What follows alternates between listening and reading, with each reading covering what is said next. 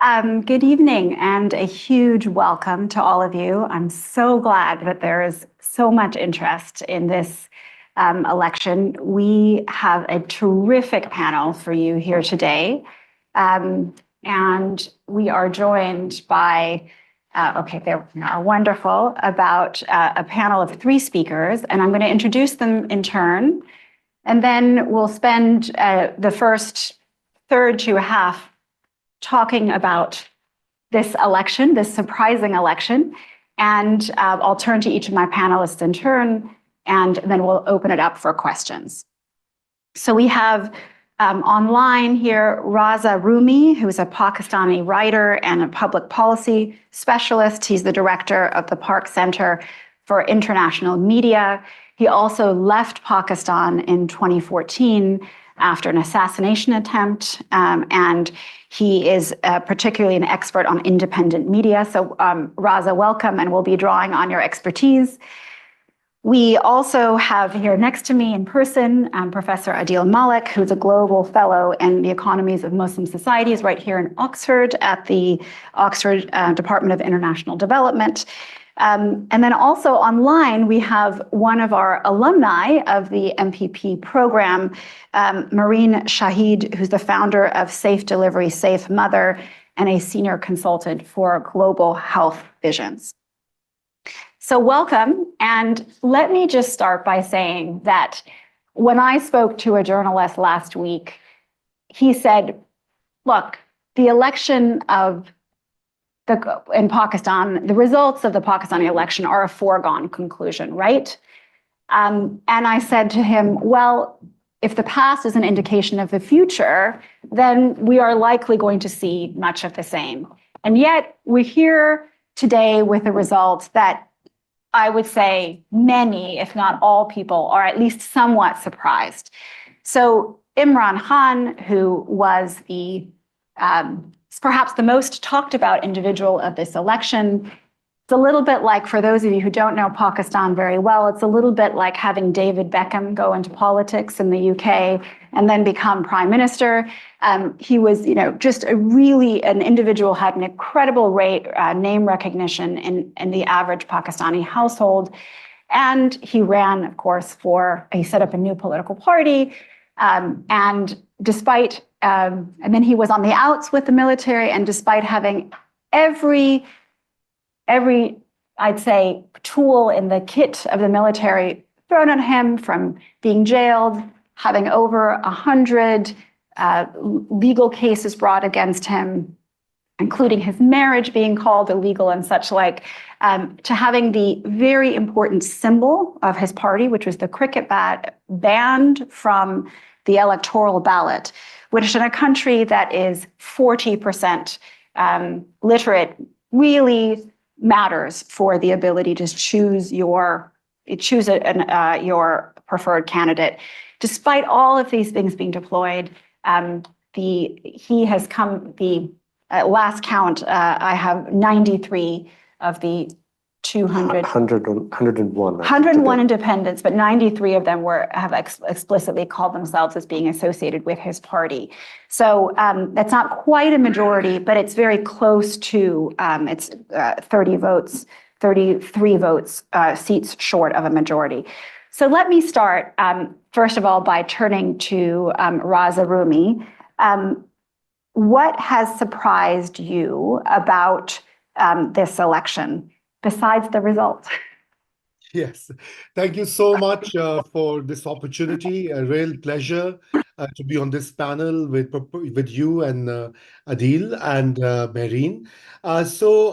Obviously, as an observer of Pakistani politics, this election is surprising and really encouraging at many levels. I mean, of course, the overall outcome is something that is still being contested, in the sense that Imran Khan's party claims that they won more seats than the final tally, and they have challenged quite a few seats. They've gone to the Election Commission of Pakistan, the courts, and their claim is that between 20 to 40 seats were robbed or the election was stolen.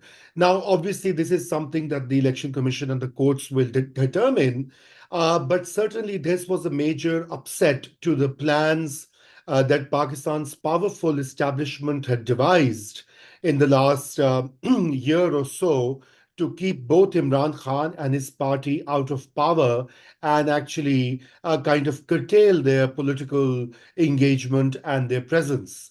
And so, what it also shows is the resilience of Imran Khan's supporters and voters who mobilized, people despite all odds, hurdles, administrative, and other coercive tactics to Mm. keep away from polling booths.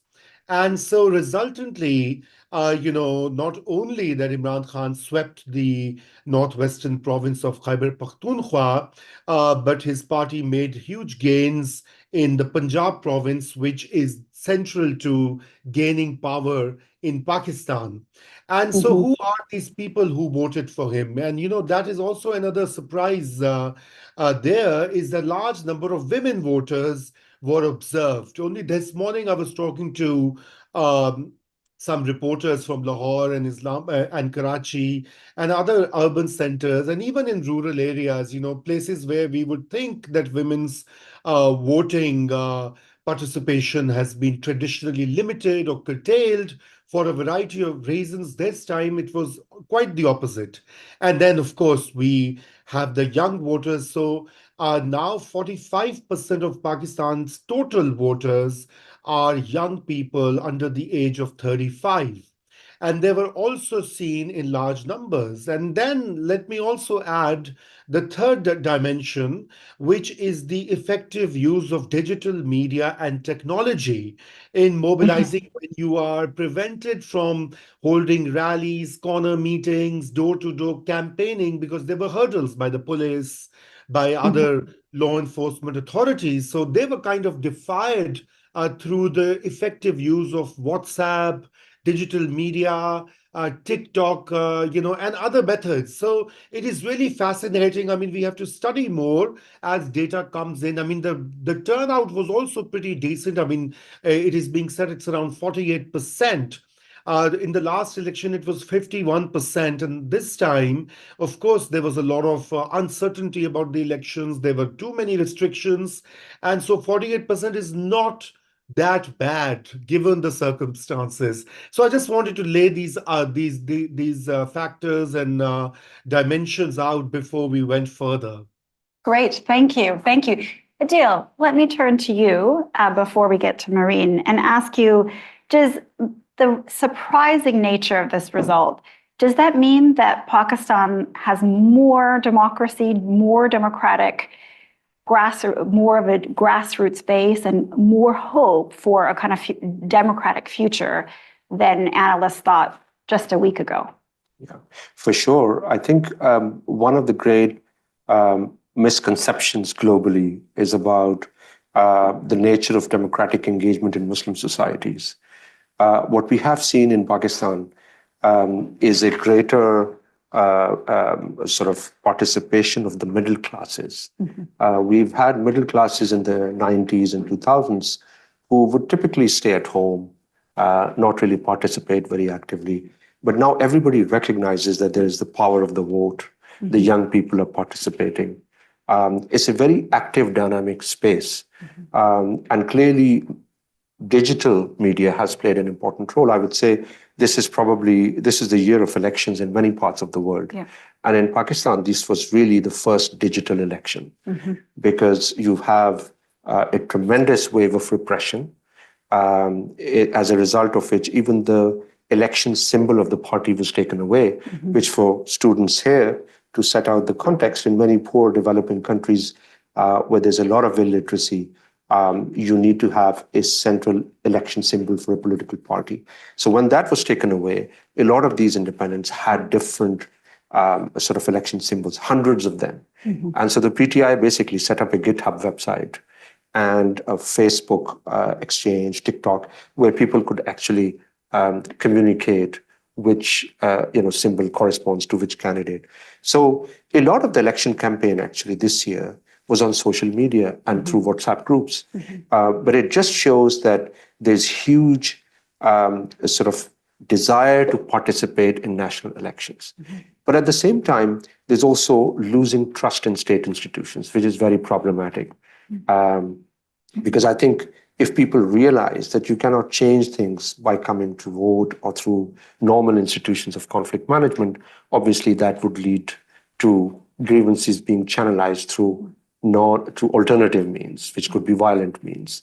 But for sure, there's a groundswell of support for democratic processes. I mean, I vote in this country, and it's such an easy process. You go to a polling booth, just spend a bit of time. You don't even have to queue. And here you're talking about people queuing up for 3 hours, 4 hours. The election, places were full of people before the election. Those offices were open. 8 o'clock was the opening time, and people were queuing up since 7 o'clock. And in fact, the government tried to slow down voting. Even then, people were coming. And even now, if you look at the election results not being released, in many of the constituencies, people are actually coming together and protecting the RO offices, the returning officers of offices, because they fear that the regime will come and grab their votes. So they not only casted votes, they're protecting their votes. Brilliant. Marine, can I turn to you and ask you, Raza talked about almost half of voters in Pakistan being youth. And, you are in touch with that segment of the population. So I'd love to get your perspective in particular on how this election was different in your experience from other elections, and to give us a little bit of detail on in what way was this, as Adil just said, Pakistan's first digital election? Thank you so much, Maya. Always great to be back at the school. So I think if I'm to look at specifically, if we are to look at these elections, of course we can say that the outcome has been grim, and of course we're awaiting results in many different constituencies. It's also been quite historic because it's been like a sort of very peaceful protest from the people of Pakistan, who have come out in numbers to vote for who and what they believe in. And I think that sort of seed was planted years ago. So if we look at the 2018 elections, we saw there was an awakening, and we had Imran Khan's party come to power. And the talk was that he's tapped into urban, young, educated demographics. So we've seen over the last 5 to 6 years that has interestingly really massively changed, and the rural vote has swayed in many ways. And that's actually what's been very fascinating, because there was always this urban-rural divide. And in Pakistan, just for context, over 60% of the population lives in rural parts of the country. You'll go to many, I work a lot in rural communities, so we'll go to many places where people will not have a television, but they'll have a smartphone with TikTok. And that's what we're talking about in terms of digitization, and we're talking about social media, that was very effectively leveraged by some parties, because that's exactly where you were able to tap different demographics. So that essentially is something that we saw. Then there was a lot of talk on, the cricket bat basically being taken. And it was fascinating, and this was covered on actually national television, how people were so innovative that in one of the villages, again, referencing to the low literacy levels, that the constituency basically, because PTI was then voting, the independents were standing in the constituencies, and they were given the eggplant. So all the shopkeepers actually put eggplants outside their shops to educate and make people aware on where they have to vote in case they're interested in that party. So people are very innovative. People have come up. People have become more aware, and I think that is exactly what has been the massive, I would say, and which will turn out to be a historic shift, that people are now aware. They an understanding of rights, an understanding of the importance of voting. And I think to the point that Adil is also making here, that you're in the UK, you vote peacefully. Absolutely. When I went to cast my vote in the Gulberg area in Lahore, there were many women who illiterate women who didn't know which room to go to and where to vote. So there were a lot of women who people like me were helping to sort of navigate that space. So it's a very different experience. It's very difficult. The challenges are real, the logistical, practical challenges, which I have witnessed people, women especially, young men, women, overcoming those to show up and to cast their vote. So I think these were some of the ground realities which have been both fascinating, which have been inspiring. Considering as a young person living in Pakistan, it can obviously be a bit demotivating when you're looking at how things are and how they play out. Thanks. Let me turn back to Raza and ask about really how different this moment is. I know that there's a lot of shock and surprise about this moment. There is a sense that people were committed to the democratic process, coming out and really spending hours in line to cast their ballots. And so in a sense, it was a democratic resurgence, and this mattered, and there was a sense in which there was popular mobilization to push back against the military's imperative here to essentially suppress the PTI and Imran Khan.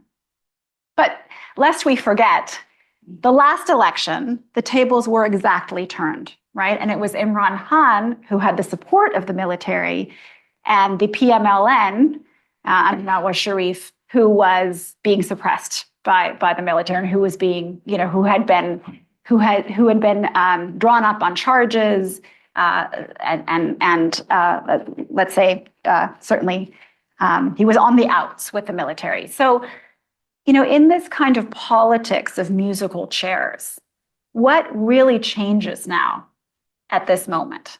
I mean, so is it actually different, Raza? Yeah, that's a tough question. There is a historic civil-military imbalance, and for much of Pakistan's recent history, the military directly or indirectly has called the shots and ruled. And even despite all our initial sort of euphoria about the fact that people have gone out in large numbers and, resisted the attempts by the establishment to manage and steer elections. I mean, at the end of the day, they're still very much in the driving seat. Now, that is a million-dollar question as to whether one election or one political party can upset or change the historic manner in which power is exercised, in which governance structures have been erected for decades. Now, that is something, so there is definitely a dent and a shock to the system, but it would not come about until Pakistan's political elites, forge a united front. So the last moment we had was 2006 under when General Musharraf ruled Pakistan, and the major political parties entered into something what we call as the Charter of Democracy, whereby they said that they would keep the military out of national affairs, they would change the constitution, and they did implement, Nawaz Sharif's party and late Benazir Bhutto, another alumnus from Oxford. So they tried to do that, but now we are in a situation where all these political forces are kind of still contesting each other. They want to undo each other, and often their political statements, their public statements are who would get the army support, who would be able to get the backing of the military commanders. So, in that sense, there is a long road ahead. I mean, I think the first step is, of course, that there should be a peaceful and a legitimate transfer of power. The questions of rigging, malpractices, and manipulation that have come up in this election need to be addressed by Pakistan's judiciary, which is relatively more independent than our history suggests. And of course, the Election Commission of Pakistan, which has taken so much flack from all sides, now needs to rise and act up and correct some of these impressions. Because you see, what will happen going forward Maya, is that whoever forms the government, there would be questions over the legitimacy of that government because of the way the electoral process was conducted and concluded. And so Mm. that is something now the judiciary, as another state institution, has to sort of rise to the occasion, and that may open the possibilities for parliamentary democracy to consolidate and some opening for civilian, what you call taking back some of the civilian power that the military is appropriated. Because you see, these elections and the turbulence is also happening in a particular context. So, Mhm. and I'll just take a minute for the students and others who may be watching this, is that in April 2022, Imran Khan was ousted through a vote of no confidence. That Imran Khan resisted, and it said it was a conspiracy by the Americans who worked with the then military chief and ousted him from power. And of course, that was a populist stance, and there's still not enough evidence for us to conclude that. But having said that, that message resonated with the public because there is, yes, in the countries of global South, given the asymmetrical nature of power, between America and many countries of the global South, so people readily buy this narrative. Now, what happened was that the coalition government that came into being was extremely pliant and thought that its survival depended on military's goodwill. So they kept on making changes to a variety of laws, such as giving the military a formal role in economic policy making, whereby they set up a special investment facilitation council where the army chief sits now. So historically, it was a de facto power, but now it's de jure. And then, Yeah. of course, there were many other instances where the military took a front seat and the driving seat, and the outgoing parliament and the parties that are now wanting to form the coalition, were part of that. Now, that's the fear that if they are back into that arrangement, what Yeah. we call a hybrid regime, we will not be able to gain from this moment. Yeah. If the idea is to have democratic consolidation and further democratization or deepening of it, it may be stalled or it may be squandered. And that is a real dilemma. And I'll stop Yeah. here because I don't have an answer for that.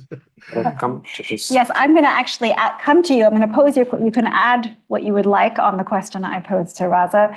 But Adil, you are an economist by training, and economically, Pakistan, whoever governs in the next coalition, is going to be in incredibly difficult straits. Inflation is around 30% right now. The IMF is nipping at the heels of Pakistan's economy. And so what room to maneuver will the next government have? And what do you think they should be doing? Right. I think it kind of connects very nicely to what I wanted to say on the last question, how this is different. Yeah. And let me take a moving picture view. I think this crisis over the last 2 years since Imran Khan's departure has brought a lot of has debunked a lot of myths. So one of the myths was that Imran Khan would basically is standing on the military's crutches. Once the military support goes away, he will basically be nobody. I think that has been proven wrong. Obviously, he came with military support. But I think it has to be understood in the context of the growth of the middle classes in the 2000s, in the decade of 2000s, which the military helped to mobilize, and Imran Khan tapped that energy. So in a way, Imran Khan is the man of the moment, but we have to understand the structural undercurrents that are carrying that man of the moment. And those structural undercurrents are partly rooted in this remarkable increase in the growth of the middle classes in Pakistan. So during the Musharraf period, you had the growth of the banking sector, the real estate, growth of higher education, private schooling, and you began to see a growth of the middle class, not just in urban areas, but also in rural areas. And much of this growth was undergirded by remittances. And those remittances are changing the face of politics. In Khyber Pakhtunkhwa, which he has won by landslide, literally every household is receiving remittances. It's the highest share. Along Punjab's central arteries, which is called the Grand Trunk Road, again, you have this new source of income, which is driving more people into universities, and it is creating a new constituency, which I describe as a kind of aspirational middle class, which may not be a middle class by incomes, but of aspirations, because these are people who go to the university, they may not afford exactly the lifestyle of a middle class, but they have all the aspirations of a middle class. Now that, I think, is a structural characteristic. And then you've got to understand that the growth model underpinning the rise of this middle class was very shaky. It was based on foreign aid, debt during Pervez Musharraf's time. And after the departure of General Musharraf in 2008, you had a series of governments that tried to manage the economy, but it's one current account deficit after another. So what we are seeing along with the unraveling of politics is the unraveling of the underlying economic model. And so what we are seeing today is really what your friend Tom Popinski talks about in the context of the breakdown of authoritarian regimes in Southeast Asia, where you've got polarization, you've got an external shock, right? And you have this external shock both in terms of the unraveling of this development model, but also, as you mentioned, increase in inflation. You have the global commodity crisis, then the IMF program. And what we are seeing now is a middle class rage, because a lot of the people in rural areas who began to see increase in their incomes are selling their assets to survive. Those who were aspirational middle classes are losing hope. Those who had middle class incomes are seeing their incomes shrink. So you're seeing a huge middle class grievance.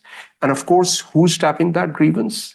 It's Imran Khan. Yeah. Imran Khan is really tapping that grievance.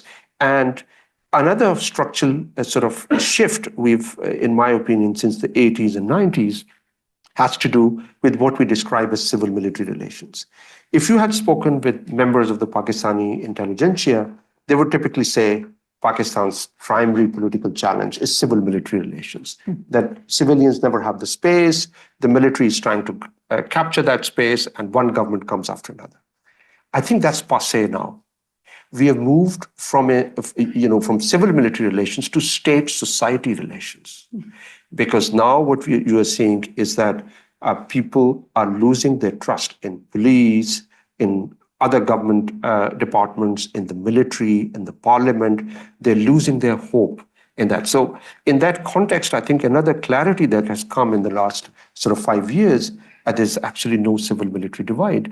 When it comes to crucial questions of economic reform, they're all on the same page. They all want their development spending. MP wants those funds. The crony capitalists will have their say. The tax will remain regressive, whichever party comes to power. When it comes to the real estate barons, they are with the military, they are with political parties. And after Imran Khan's removal, I also got a clarity that what we have in Pakistan is not a hybrid regime. It's actually a system of authoritarian power sharing, where you have an authoritarian principle who has allies in all segments of society. The big businesses are their allies. They have major political parties who are willing to partner with them. They have intellectuals like myself who give them legitimacy. You've got a journalist like Raza Rumi and others who will give legitimacy to this. So, the divide is now becoming clear that it's not the civil and the military. It's those who are crucial pillars of that system of authoritarian power sharing. And those who lose. And those who lose. Yes. But there's another final aspect that I would highlight is the loss of legitimacy. In the throes of this crisis, you've seen the legitimacy of the system declining, and the two fundamental pillars on which the military regime's legitimacy rested in the decade of 1990s, what were those two pillars? One, the politicians are corrupt. They could sell it very easily to everyone. Here are these corrupt politicians, and we will come and save. And the other pillar of legitimacy was that about national security, that you guys are a security risk, we will guard national security. Imran Khan has in a way challenged both of those pillars because he's shown that actually the military is willing to partner with other corrupt actors, and many of the top military generals are themselves very corrupt. And when it comes to national security, they're willing to cut deals with everyone. Yeah. Marine, final question to you before we take questions from the room here and also online. If you'd like to send in questions, I see that already a few of you are. Please don't hesitate to send in more. Marine, you are the director of an NGO that works on health, issues of health and in particular maternal health. So can I just ask you to talk a little bit about what you would hope that this new government could accomplish in the realm of health, given many of the constraints that Adil just laid out in terms of the economy and the ways that there are insiders who benefit from the system that are loath to give up power and to adjust many of the policies that might dilute some of their power. So can you just talk a little bit about what in the domain of health, what you would love to see from a new government? So I think anybody who is plugged into the public sector, the social sector in Pakistan will recognize and understand that the key fundamental aspects of working in this country are pretty challenging. In fact, if you succeed in Pakistan's ecosystem, you could very well, I think, succeed operating anywhere.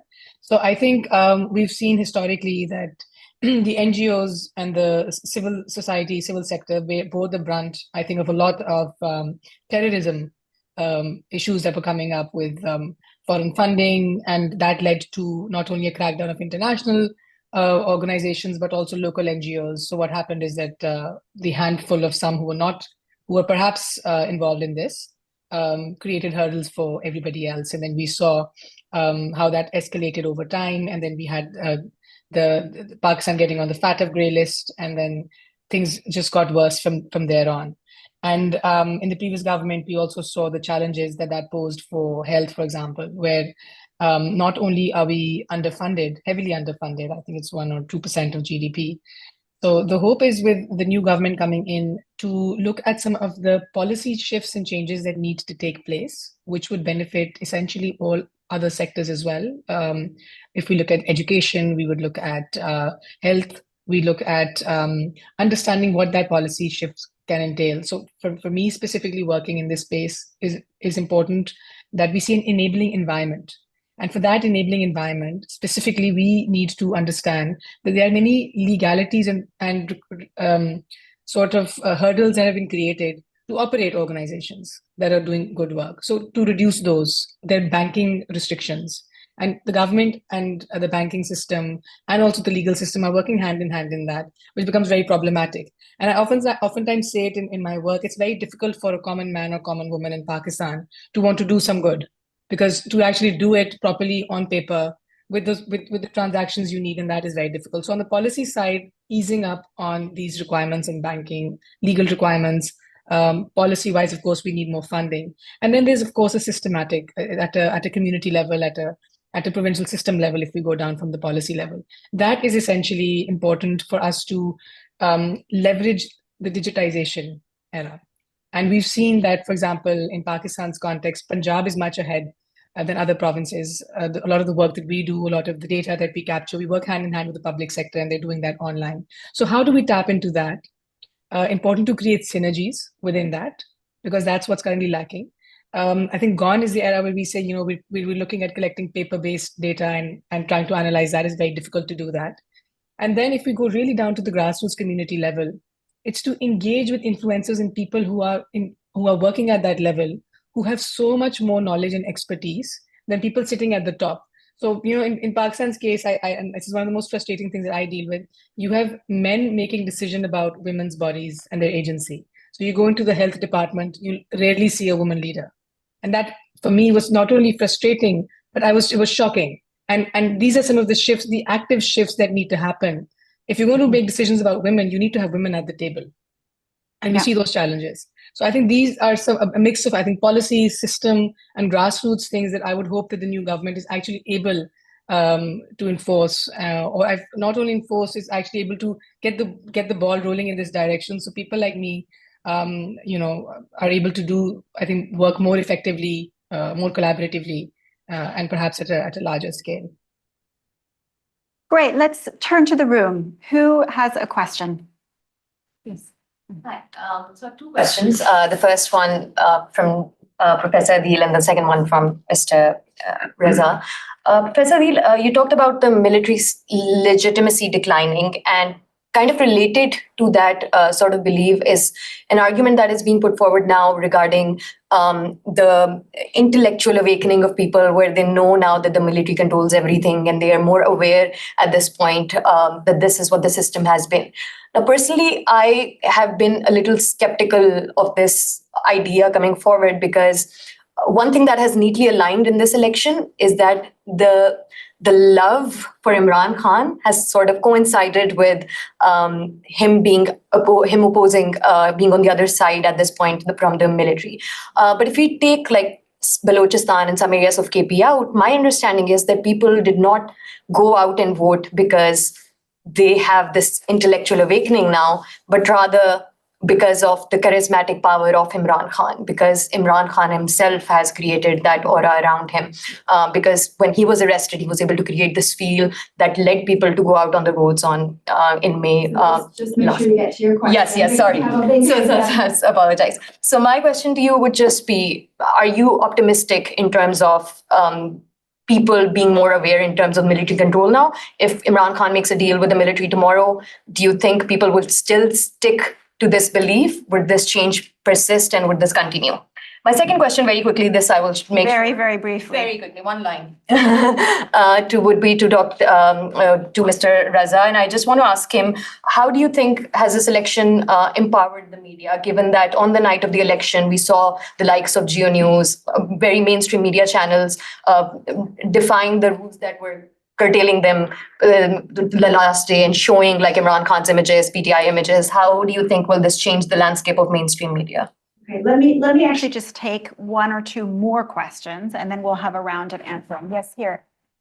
Good evening. Thank you very much. My question is on maybe looking to the future, particularly around the cohesiveness of PTI itself as a party and reflecting it as a movement. With Imran Khan in jail, with them now legally sort of considered independent members of parliament, restrictions on use of the symbol of the cricket bat. What does the party itself look like as an institution in the next 6, 12, 18 months? Will we see it as a cohesive unit reflecting the movement, and will that movement have the same vision or boundaries in 12, 18 months from now? Right. And just last question here. Yeah. Thank you. My question is about, as my colleague mentioned about the Balochistan. Since I'm from Balochistan, that is why I'm very much interested to know what would be the impact of all these things happening in Pakistan on the Federation of Pakistan, like in these elections. And we do not see anything about Balochistan, whether it is in Islamabad or here in Oxford.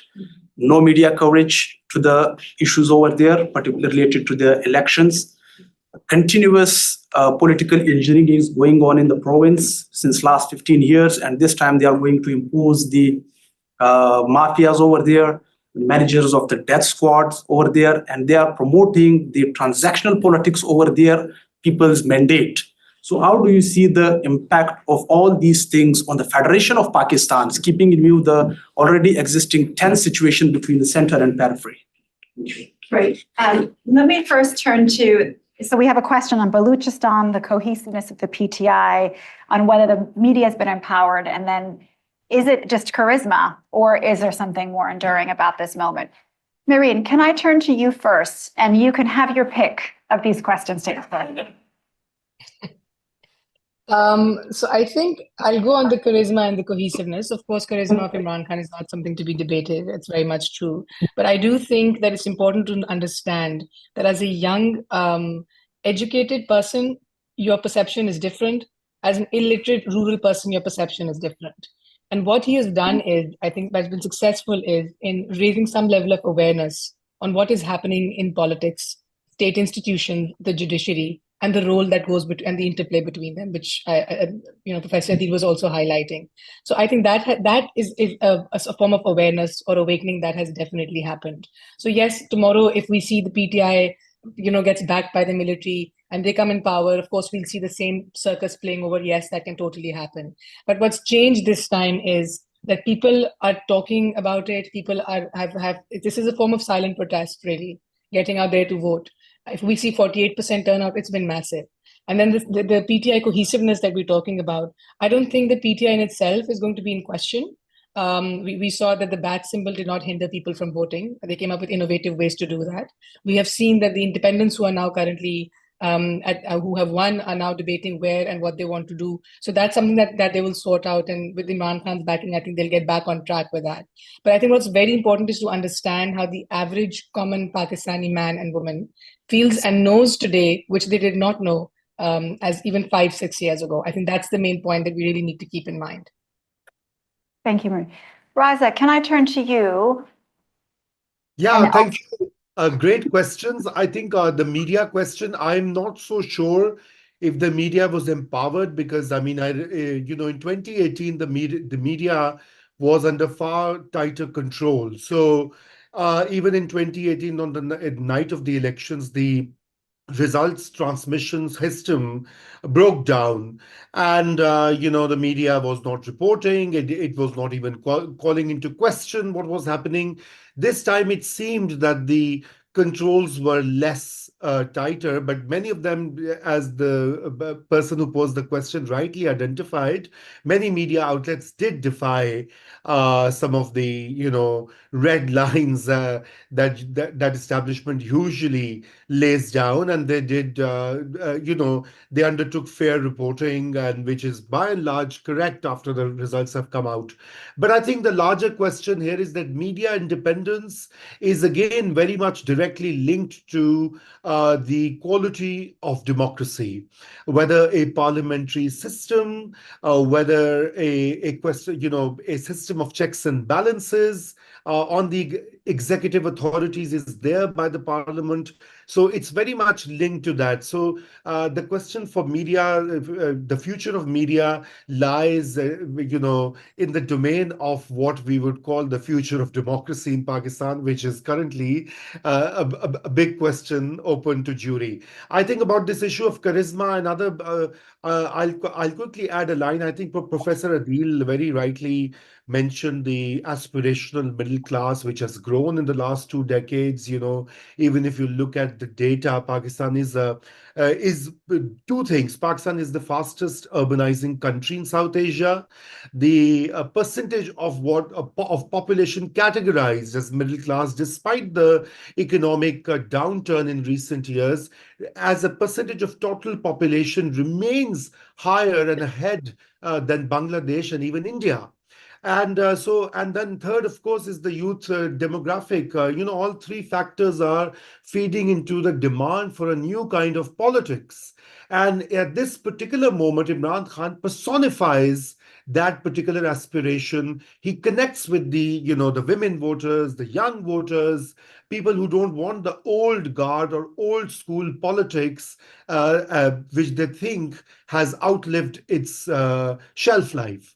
And on Balochistan, again, I would repeat the same thing, that the issue of Balochistan and the way the Baloch people have been treated, not just the Baloch, but also the Pashtuns. They have been repressive policies in place for decades now.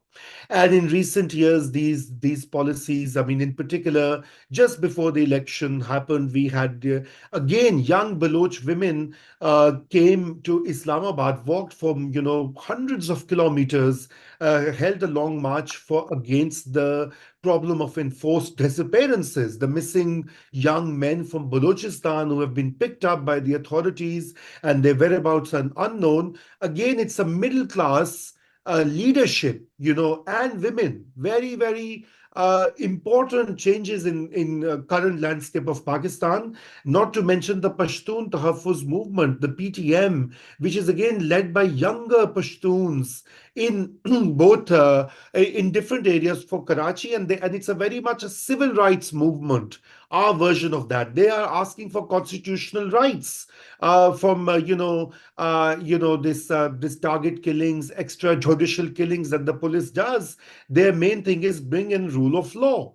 So I think there are a lot of things happening in what I mean. I hate this term periphery and minority, but anyway, for the sake of we are short of lexicon here.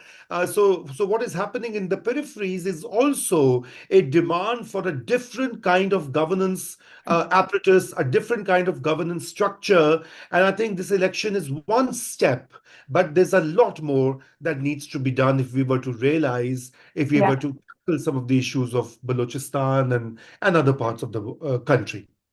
So, Adil, let me turn to you just on those questions, but I also just want to pick up on the point of Balochistan, also because we have an online question about it.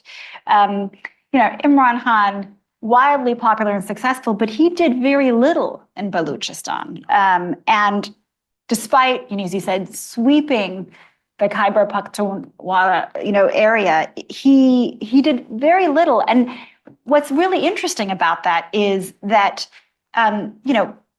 the Balochistan has been in international news in the last couple of weeks and months because of the geopolitical conflict with Iran that is playing out on the Baluch border. So, why is it that despite a kind of growing middle class and grassroots extension of the PTI that was in many areas of Pakistan, but not in Balochistan? So I'll add that question to your suite of questions to answer. Sure. I'll try to be brief. Let me pick up on the Balochistan question. Some of the work that I'm doing on the middle class, it's quite startling that whilst the rest of the country has had a real increase in the size of the middle class, in Balochistan it was pretty much stagnant.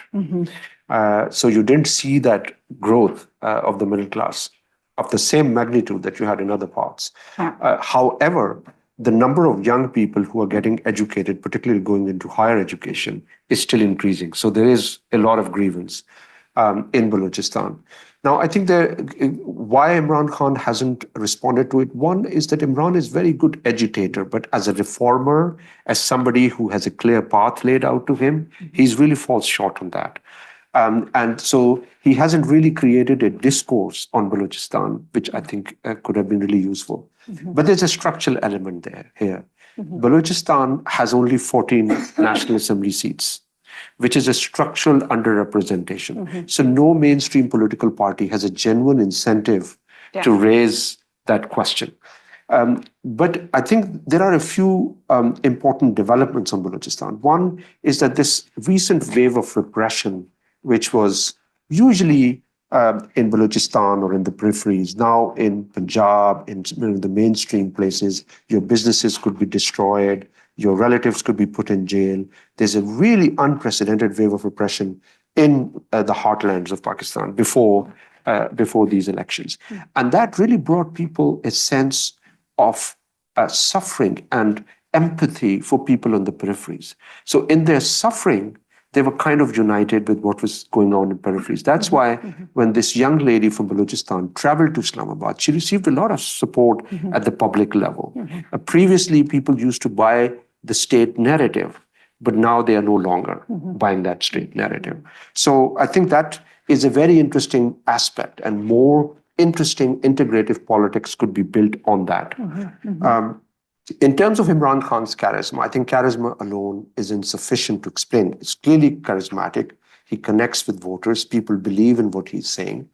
But you have to remember that all the social actors are learning. Individuals are learning.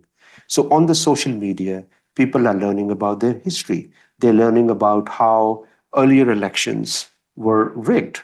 They're learning about the creation of Bangladesh and the way in which the most popular political party at the time was denied its rightful share. So a lot of that learning is taking place, and people are learning about the role of the military, particularly in areas where the military recruits soldiers, right? So that is an important aspect.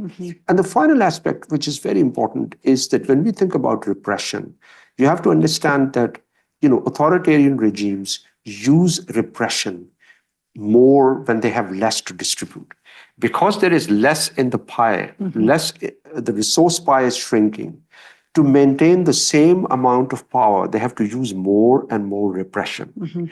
But the more repression they use, the cost of that repression increases in the face of lower legitimacy. So some of this rage that came out on the ballot was really rage against military's heavy-handed tactics. That, I think, is a crucial element because they saw people, for example, if you want to run an election and you're going to submit your papers, you could be abducted.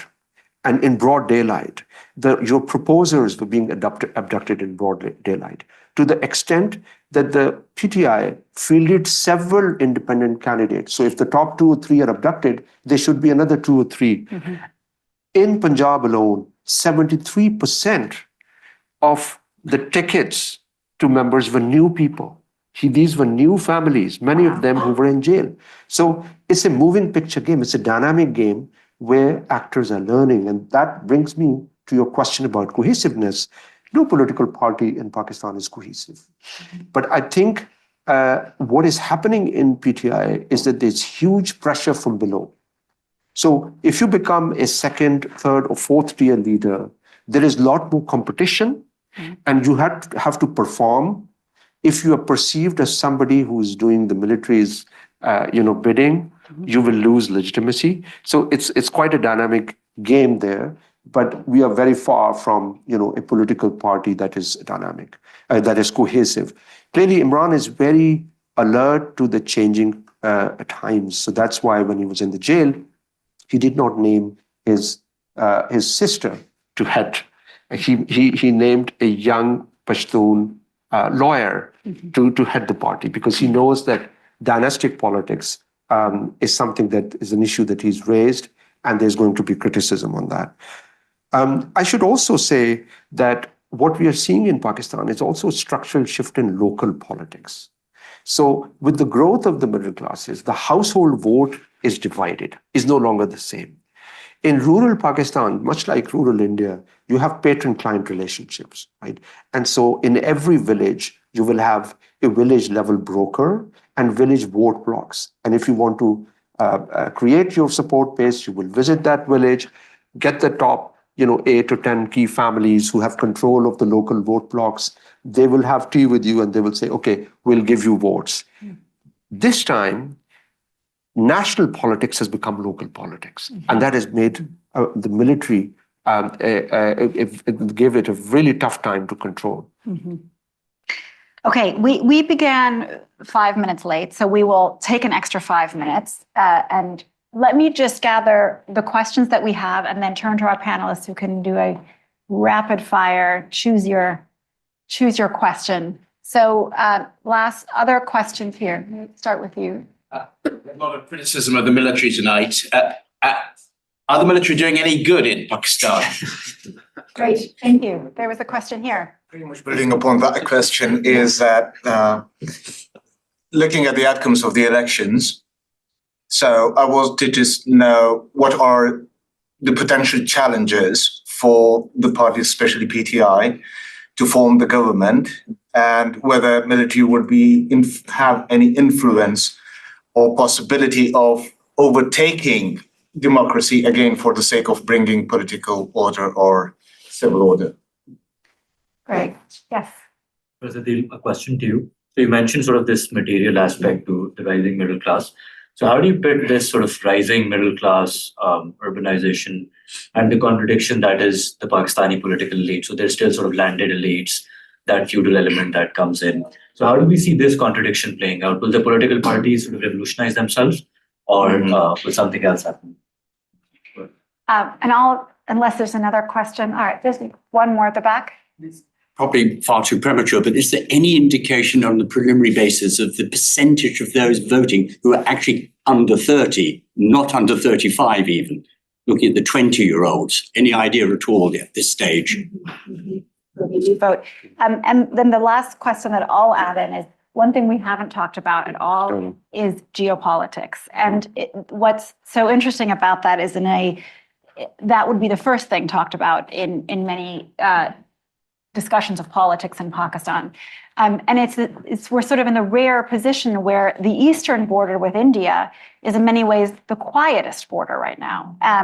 The northern border with Afghanistan is a border where it's probably the least talked about humanitarian crisis out there right now. With the nature of geopolitics has meant that there's been a massive expulsion of Afghan refugees, many of whom have lived for many, many years in Pakistan. And that is a very difficult a kind of relationship. And of course, the western border with Iran. So those are lots of questions. Raza, very, very briefly, because we just have a few minutes left. Can I just turn to you? Any answers to those questions posed? Well, I mean, there are quite a few questions, and of course, the time is limited. So I think I saw some questions in the chat as well. So let me give a broad sort of all-inclusive answer in 1 minute. I'll try my best. So I think what we need to see, the thing is that we've already determined, and as Professor Adil mentioned, there are some really fundamental or foundational transformations underway in the social structures, in the political structures, and the way the society operates. The unit of family, the unit of caste, tribe, rural versus urban, middle class versus other classes. And I think it's a time of tumult and transformation. And in this moment, Imran is speaking to that particular moment and perhaps leveraging that to his political advantage. But having said that, I think what is also more important is that Pakistan's military and its bureaucracy, being colonial institutions as they are unwilling to read the signs or tea leaves, so to speak, and are unwilling to make the necessary accommodations for a viable, functional state. And that is why the social contract between the state and society is, which has been terribly under duress, is now is under further pressure.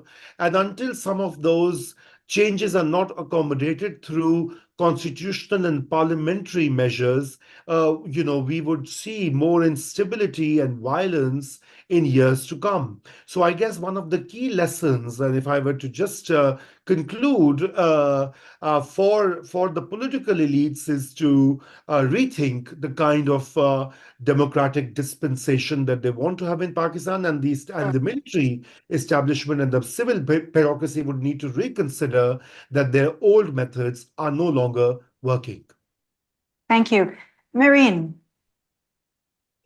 So I'm also going to, I think, give a broad response to the questions that have actually been posed. I think there are a couple of things that come to mind in addition to what Raza has said here, is that when we talk about awareness and the fact that Imran actually tapped to different kinds of sort of, I would say, profiles. In addition to awareness, I think he also gave agency. So if we look at we do still struggle, I think, with the post-colonial hangover. And we saw a lot of these different populations in rural parts of the country who were actually questioning and challenging their favorite political parties. They were looking at inflation. They were looking at specific evidence that gave them proof that things are not okay, things are not working the way they should. And the evidence of that right now, if we see Nawaz Sharif's PMLN, which has basically their strongest vote bank is in Punjab, which is a population of over 110 million, they have hardly had landslide victories in any constituency. That is a major, major shift. That is evidence speaking for itself. In a country which basically they used to say in Urdu, Punjab is the gar, like it's the core. So we've seen that. So with awareness has come agency. So I think when we look at Imran Khan, it wasn't only economics. There is an interplay of behavioral science in the way he actually tapped and spoke to people. There's this understanding on what are the behavior patterns, what do you need to do to talk to people for them to understand and respond. And then we see that behavior change is long term. That understanding takes a while. So from 2017, 18 to now, we are at that point. So I think these shifts, and then of course the points that we do need to have certain determinants and underlying factors for stability, we are far from that. But the recognition of that, I think, is something for the military to go back, think through, and look at what can be a positive solution moving forward, because currently we are all in agreement that the current status quo is not working. Deal, final word to you. Okay, thank you. So the first question about the military, absolutely. If you're thinking about state capacity is often very differentially distributed within countries. So the military has the capacity. When you saw COVID-19, floods, a whole range of situations, the military is the most cohesive institution so far. I mean, it's now more polarized. So I think what we need to think about is how to shackle the Leviathan, not to break it. Because if you break it, it's like Iraq, it's like Libya. You have to constrain the Leviathan. So the real challenge for all the players in Pakistan is to constrain the military without breaking it, and to shape coercive, incentives of coercive elites. Right? Robert Bates had this great book, Prosperity and Violence, where he said, it's when those who have coercive power, when their incentives begin to change, that's when things begin to change. So if their incentives are aligned with what is required today, economic reform, whole range of other structural reforms, tax reforms, they can get things done. Possibility of PTI forming government, it's a very moving picture at the moment. I think it's going to be a coalition government. And if PTI is not part of the coalition, it would be an unstable coalition that would lack legitimacy, and we'll have another round of political uncertainty. In terms of landed elites, we can speak later, but very briefly, they are still active players, but they have to worry about what the electorate wants. So previously, the military could easily, through wink and nod, ask these landed elites to switch their political sides. This time, they had a real trouble, in part because, yes, they might bring their fixed set of voters, but they need to have the party vote bank on top of that. The youth vote, I don't know about the exact figures, but I would say it would be the voting rate would be higher than the national average. That's for sure, probably 70% or so. The geopolitics, I think that's a very, very important question, because in many states like Egypt and Pakistan, you have to understand not just the authoritarian face, that's the final till point. It's who funds that authoritarian regime, right? Mm-hmm. So I was reading recently about Egypt, for example. Sisi came in 2014. Egypt was indebted to the tune of $46 billion. Mm-hmm. Today, it owes $146 billion. Now, if you do the simple maths, that's the cost of keeping Sisi's regime alive. And where does that money come from? It comes from Gulf countries. It comes from the United States. It comes through the IMF aid. In the Pakistani context too, I think the most vital cards, and I would take a minute to explain this in this audience because there'll be many who can influence policy here.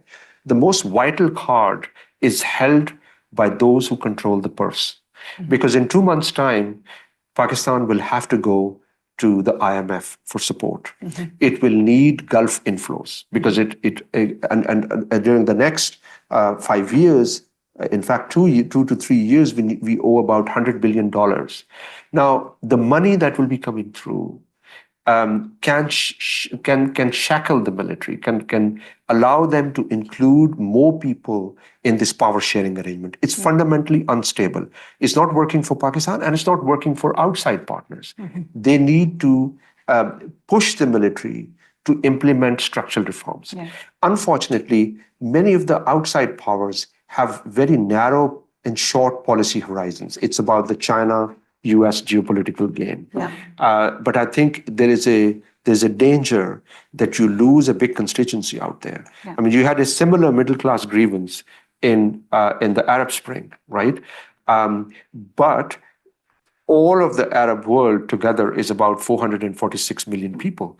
Pakistan is 240 million people, half the Arab world. So if there's going to be instability here, it will not stay within Pakistan. Yeah. So I think the eyes are really set on what the outside powers do, because I think in this world of optics, particularly digital and social media, it's remarkable that when Secretary Blinken hosted the ISI chief and the military chief, the picture went all different WhatsApp platforms, and it was seen as a way that they have the support. Yeah. They may or may not have, but certainly that is the image that came out. So I think this is a pivotal moment for the international partners, because they must put their money where their pronouncements are. We have come to a close. Before I ask you to join me in thanking our panel, I just want to highlight that this is the first in a series of election briefings. Over half of the world is voting in elections in 2024. We are having future events at the Blavatnik School on each of the major elections. So I'd encourage you to sign up for our events in the coming weeks and months. But before you go, please join me in thanking our panelists for a really riveting hour. Thank you. Thank you.